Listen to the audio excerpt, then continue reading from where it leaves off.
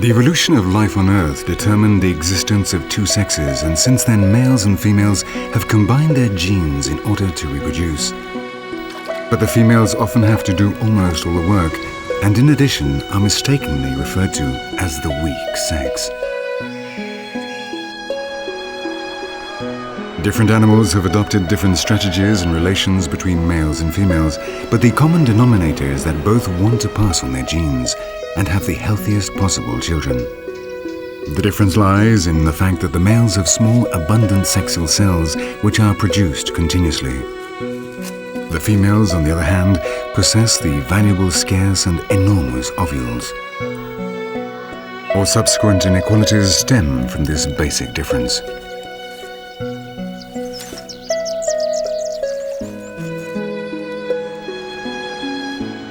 The ovule is large because it contains considerable reserves, important substances for the development of the embryo.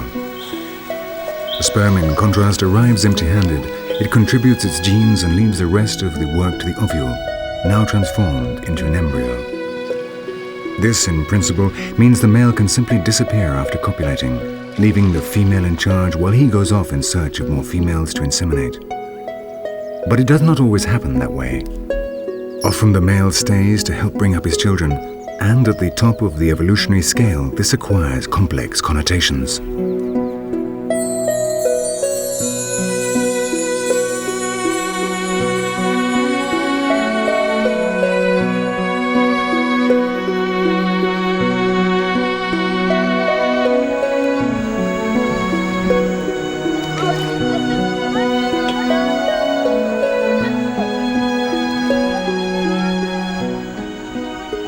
When the female in question is a woman, things should be different, and yet in the majority of the world they quite simply aren't.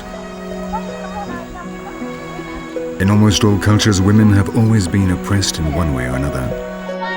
In male hominids, natural selection favored the characteristics of a fighter and protector, making them big and strong, while in females the emphasis was on cooperation and child-rearing. So, from a biological point of view, the physical supremacy of men is quite correct.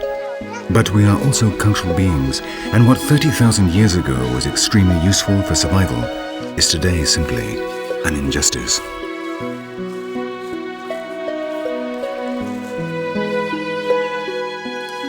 Human culture, instead of compensating for the biological fact that reproductive responsibilities are largely borne by women, has taken advantage of the greater strength of the male to establish a historic patriarchy. There can be no denying that men and women are different, but not as much as social traditions would have us believe. Discrimination against women is, unfortunately, one of the few features that virtually all the cultures of the world have in common. The possessors of the valuable, scarce ovules end up being lovers, wives, mothers, educators, cooks, gatherers, artisans, and, all too often, martyrs.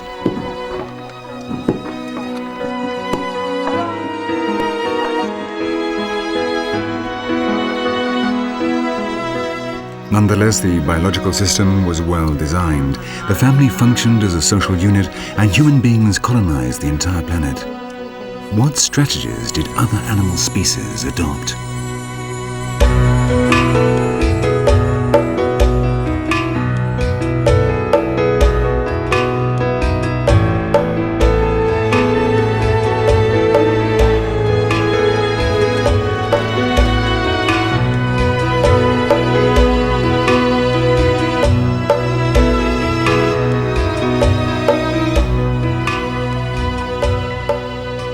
Among the birds, there are such curious cases as that of the ostrich. When the breeding season arrives, both males and females actively participate in courtship. The male will already have dug a number of shallow holes in the ground, and when he has inseminated the females, they will lay up to 20 eggs in these nests for him to incubate. One of the females will help him, but the rest can then forget about their children for a while.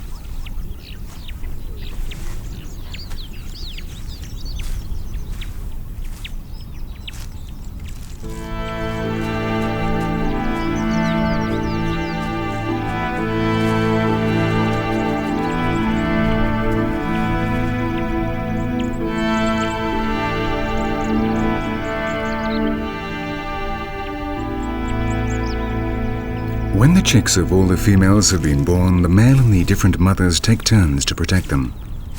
It's very unusual among birds for females to deliberately take care of the eggs of others, but the system benefits everyone.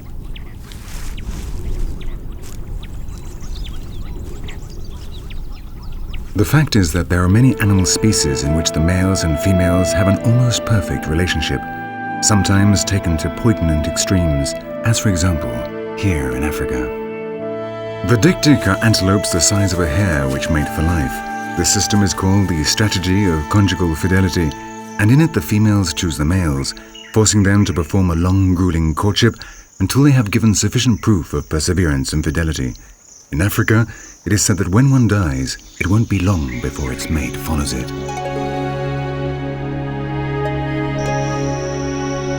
However, the most common mating strategy is very different. Biologists call it the strategy of the virile male. In those species that adopt it, such as this Indian rhinoceros, the females are resigned to receiving no help from the father of their children, and instead devote all their energy to finding the best genes. The females only allow a few males to reproduce. They want only the best genes, practicing sexual selection and forcing the males to compete against each other. The consequence of this strategy is that over time the males become bigger and more powerful, but also more selfish.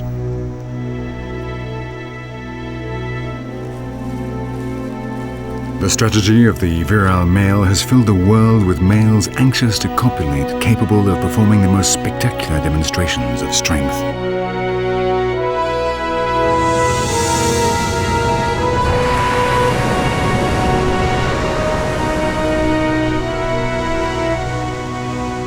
The few that manage to reproduce end up exhausted, and that is the sum total of their contribution as fathers. They go off, leaving all the work to the females.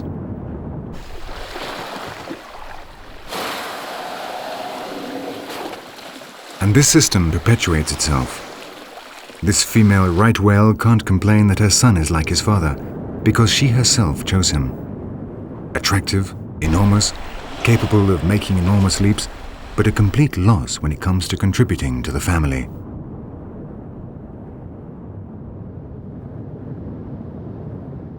This female and the male that copulated with her each contributed 50% of the genetic makeup of the calf. Then the male hands her the bill for all the time and effort he had invested in fighting and overcoming his rivals. In accordance with this biological pact, she must now pay the price for the genes of a winner, assuming full responsibility for the care and education of their mutual child. The southern or South Atlantic right whale gives birth to a calf every 3 years. Here in the protected waters of the Valdez Peninsula in Argentina, the young whales learn different techniques from their mothers before they both have to return to the open sea to find food. Until the calf reaches the age of 6 months, the mother will eat nothing because these shallow waters do not contain the plankton she needs.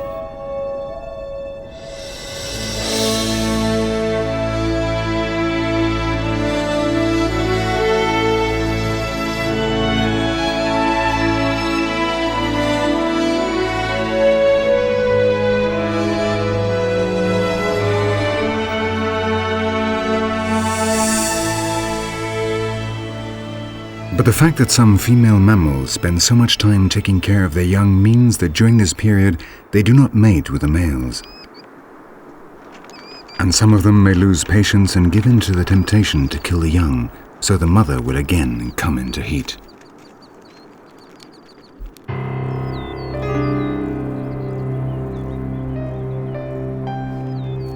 Not only does the female grizzly bear have to bring up her children all alone, she also has to be careful to avoid all contact with the adult males prowling around the area. And in this part of Alaska, there are a lot of them. The mother will teach her young where and how to find food, who their enemies are, and how a grizzly bear lives. Meanwhile, the large solitary males weighing up to 600 kilos are desperate to find females willing to mate. And if they aren't, then he knows what to do to make them. Though it might not seem so, the life of these cubs will not be at all easy if they are male. From the moment their mother stops protecting them, they will go through hell. They will then have to compete against the big boys, and victory will go only to the strongest. In the meantime, they can enjoy one of the happiest childhoods in the animal kingdom. Bears love playing.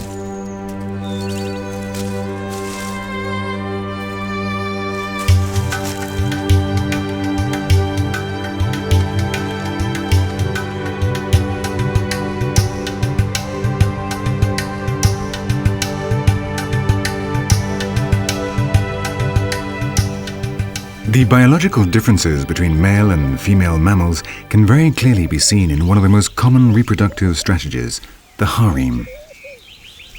This male impala is the only one authorized to copulate with all the females of his herd, but during the time he is the leader, his life will be one of constant stress. All of the little ones are his children, and one day one of them will take his place. He produces millions of sperm every day, and is capable of making all the females pregnant in very little time, whereas the does can only have one child at a time. The inequality stems from the very nature of their reproductive cells. On the other hand, all the females copulate and procreate, whereas only a few males manage to do so, and at an extremely high price. Being male is not as easy as it may first seem.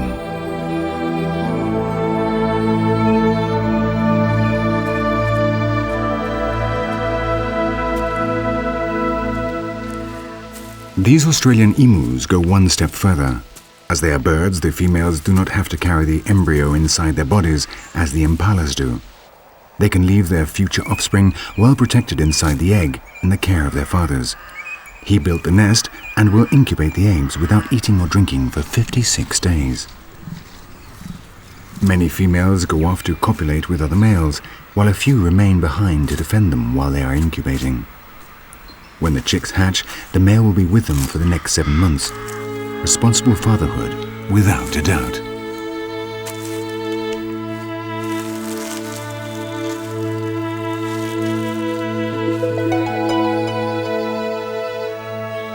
But the greatest example of the liberated female is this animal, the Australian brush turkey.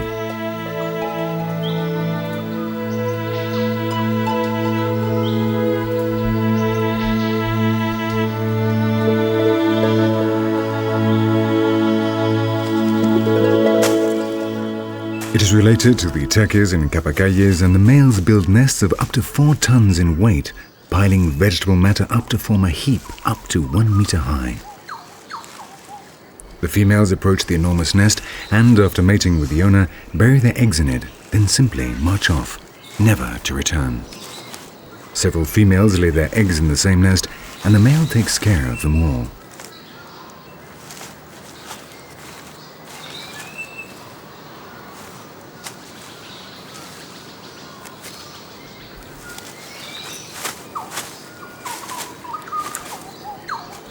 The most curious thing is that the decomposition of this heap of dead leaves produces sufficient heat to incubate the eggs. The male adds or removes vegetable matter to maintain a constant temperature of between 30 and 35 degrees centigrade. Sticking his head inside, his beak and tongue act as a thermometer, telling him what he should do. The females meanwhile happily feed, with never a thought for the future of their offspring.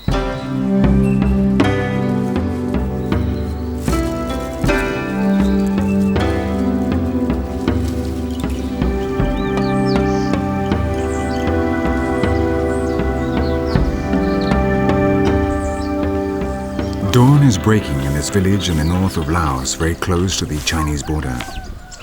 The Ekor are people who live from subsistence agriculture, like so many others in the world.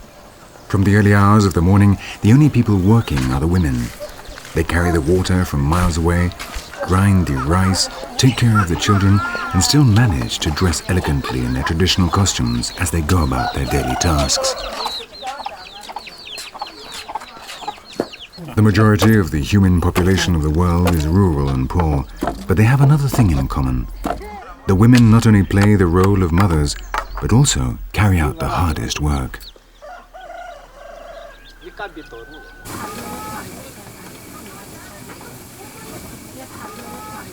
When did this inequality begin? Why is it accepted virtually everywhere in the world? Men and women, it is true, are of different size and physical strength, though biologically women are stronger. The evolutionary reason for the strength of the male is defense and competition.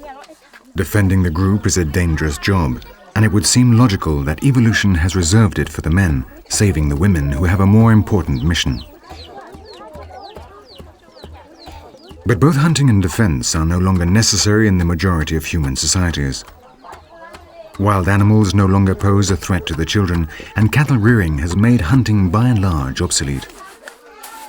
The males have seen how their duties have diminished, while the females took on more and more tasks.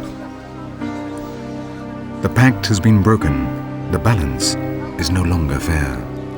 And what is more, women are shut away inside the home, unable to take part in public life and adult culture.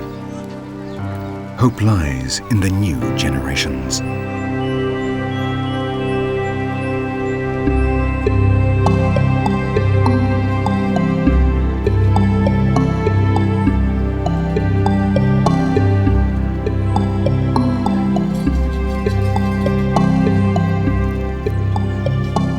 Children are the key. Here in the Ivory Coast, as in so many other places around the world, the women are in charge of educating the little ones in their culture from the time they are born. As they go about their daily chores, they teach the children the strictures of the Senufo culture to which they belong. The children also learn from direct observation, and what they see are men sitting around and women working.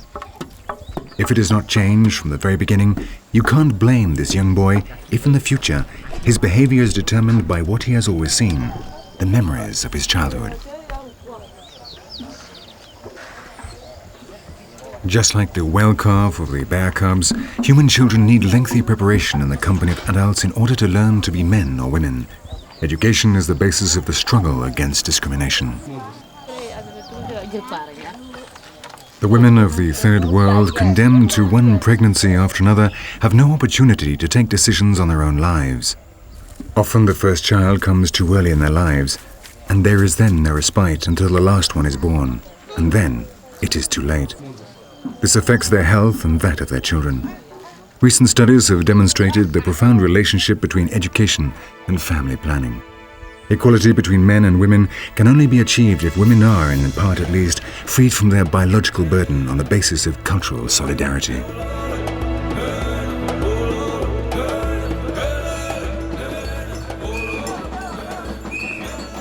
But often to achieve this, they have to fight against very deep-rooted customs and cultures.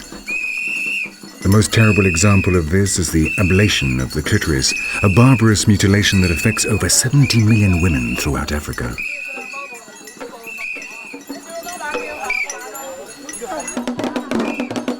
These young girls in the Ivory Coast have spent a period of isolation in the forest, learning the traditional codes of the women's secret societies, the precepts of initiation for contact with the spirits, and the rules on how to be good wives and mothers. After this, they are subjected to genital mutilation and now dance before the high chiefs, who preside over the act, dressed in white to symbolize their direct contact with the protected spirits. They're examining the girls to ensure they have been properly instructed in the discipline of the secrets of the women's societies.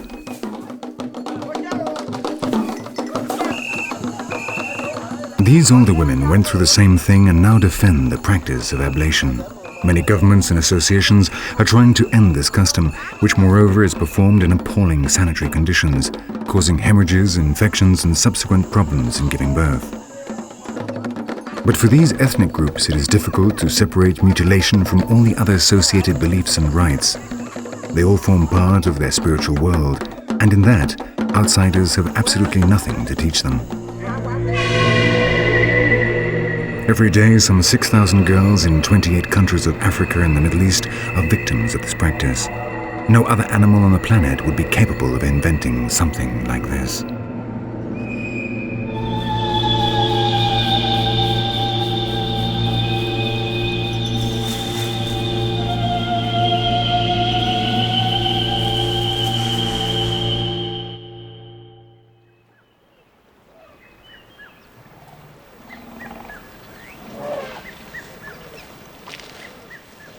Among animals close to us in terms of longevity, intelligence and sociability, there are examples of much fairer balances between the two sexes. In the case of elephants, intelligent animals that can live up to 70 years, the family unit is composed of adult females and their children of different ages. All the females of a herd are related, and the group is ruled over by a matriarch, who is the oldest female.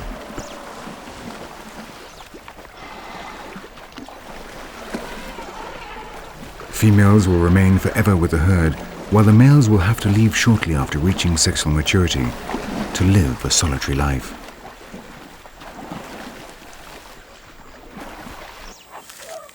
All, therefore, are daughters, granddaughters, sisters, or cousins of the great matriarch. Between the ages of 13 and 50, the females can have one calf every 4 years, and when that happens, the little one is taken care of by all of them, who show true dedication in helping the mother.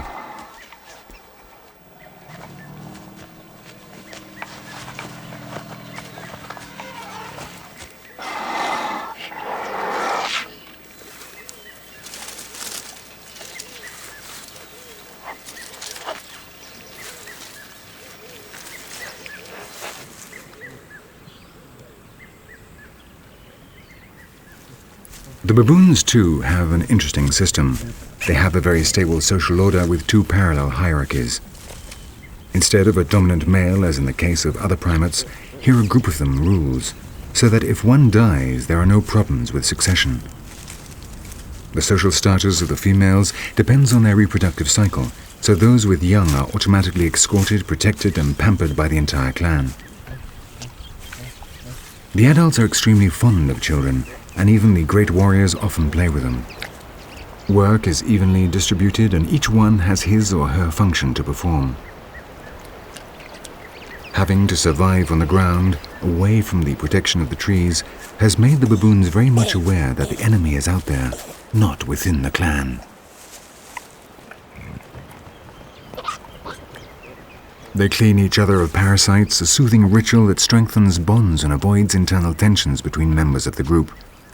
No one lives at the cost of another.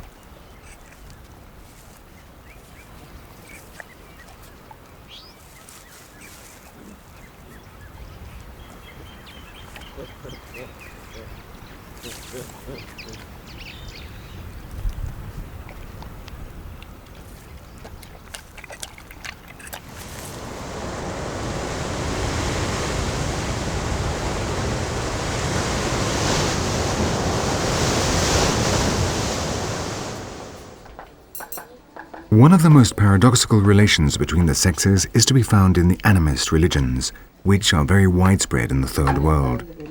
Women are considered a religious vehicle, in absolute equality with men. In spiritual ceremonies like this one in Havana, Cuba, both the medium and her leading acolytes are most often mainly women. For these animist religions, the spirits transcend gender and are neither male nor female.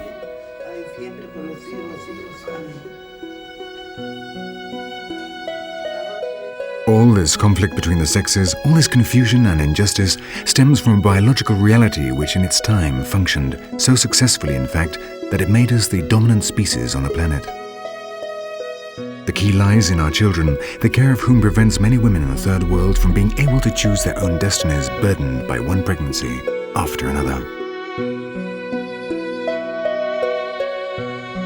Some 200 million women become pregnant every year. Half of all births are unplanned, and a quarter unwanted.